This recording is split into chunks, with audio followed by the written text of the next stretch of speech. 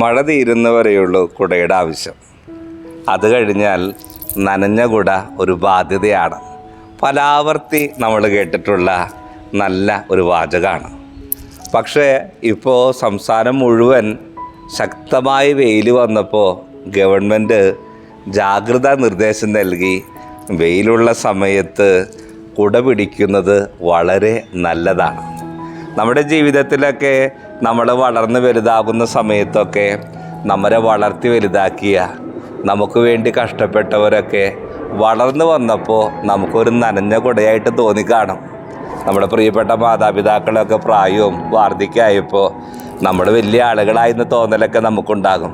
പക്ഷേ എത്ര വളർന്ന് വലുതായി പോയാലും നമ്മുടെ ജീവിതത്തിൽ ഒരു പെട്ടെന്ന് ആവശ്യമൊക്കെ വരുമ്പോൾ ഈ നനഞ്ഞ കുടയുണ്ടാകുള്ളൂ. വെയിൽ വന്നപ്പോഴും ഈ നനഞ്ഞ കുട ഒരു മടിയില്ലാതെ ഒരു ദേഷ്യമില്ലാതെ വീണ്ടും നമുക്കൊരു തണൽ നൽകി.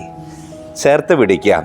തണൽ നൽകുന്നവരെയും താങ്ങായി നിൽക്കുന്നവരെയും ചേർത്ത് പിടിക്കുമ്പോൾ അന്നും ഇന്നുമൊക്കെ ആ പ്രിയപ്പെട്ടവർ നമുക്കൊരു അനുഗ്രഹമായിരിക്കും.